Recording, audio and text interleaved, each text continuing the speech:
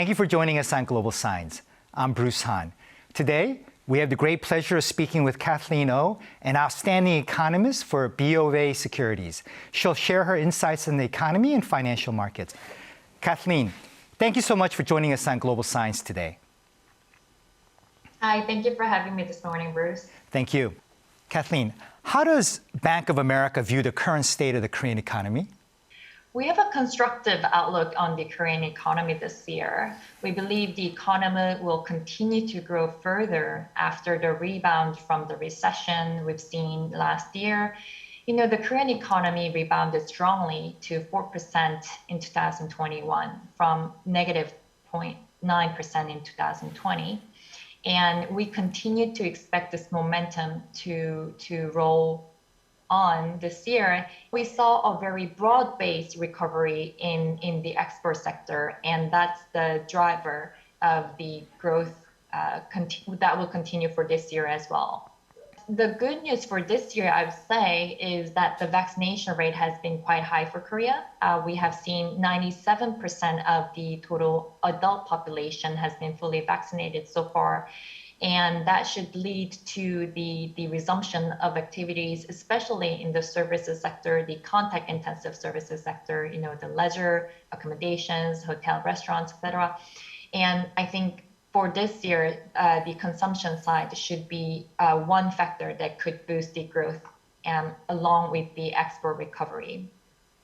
So for this year, we actually think there's more upside for the consumption and export to continue to support growth, but at the same time, the downside risk from China's slowdown and the Fed's rate hiking cycle that could have negative spillover to the global sentiment of manufacturing activities is something that we're closely watching over. But we do continue to see a solid growth momentum for Korean economy this year.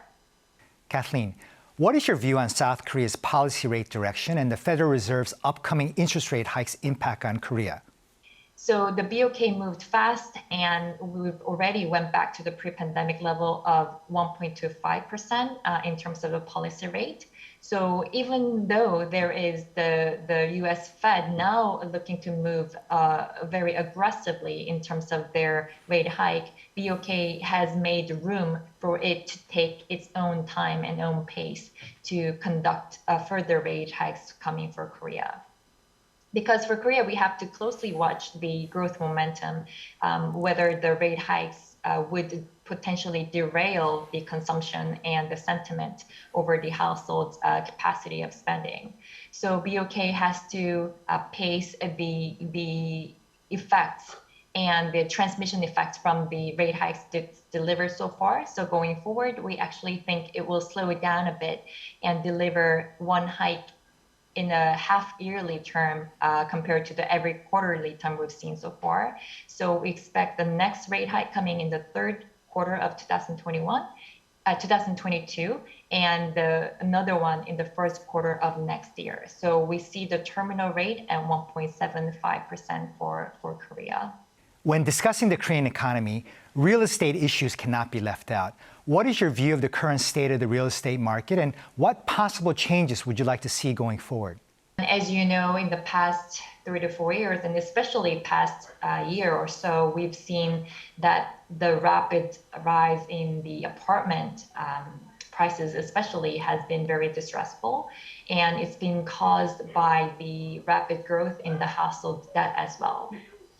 So right now, I wouldn't say the jump of 10% year over year nationwide average house price is, in compared to other countries, is particularly rapid pace. But looking at Korea's own historical trend of housing market so far, it is very rapid, and it needs control, of course, by the measures of monetary policy, macroprudential policies.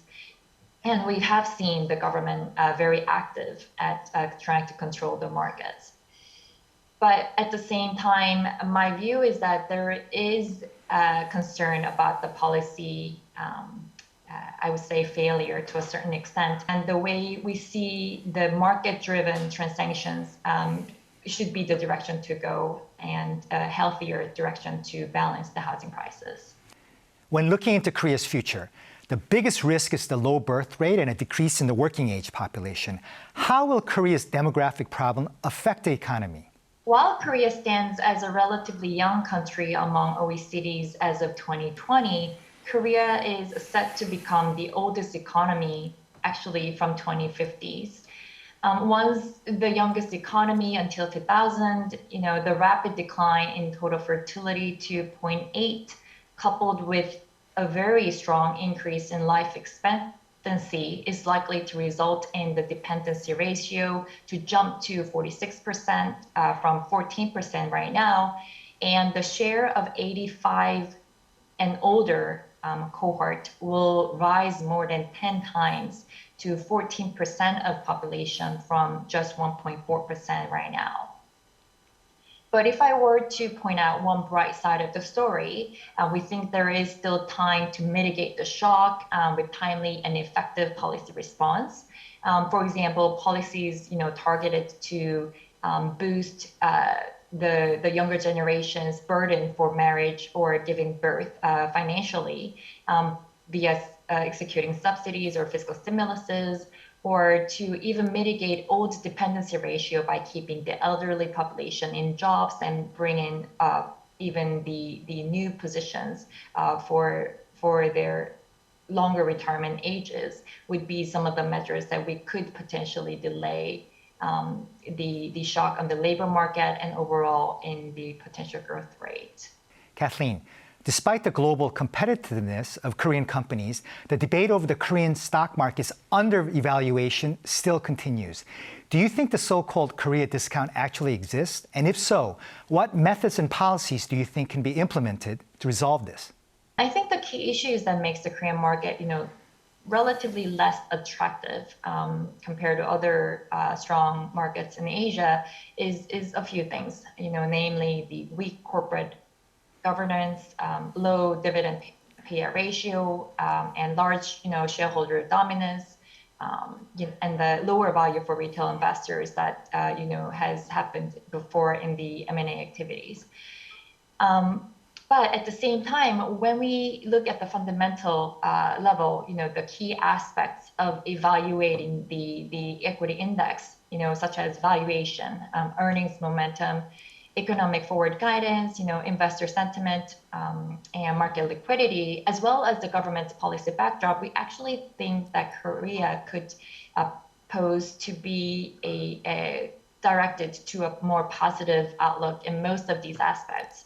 Especially with the new government coming in and the government more aware and sensitive about the equity market now that there is a lot higher number of retail investors that's joined the equity market from 2020.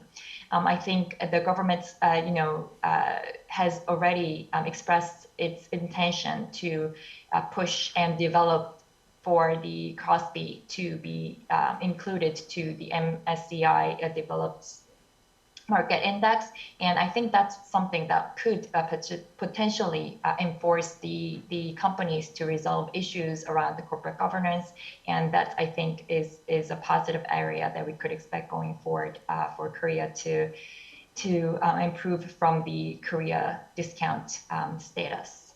Kathleen Oh, BoA Securities Korea economist, thank you so much for being with us today and sharing your views on the market. Thank you very much. Thank you. That does it for our show this week. Thank you so much for being with us. Until next week, please be safe, vigilant, and healthy.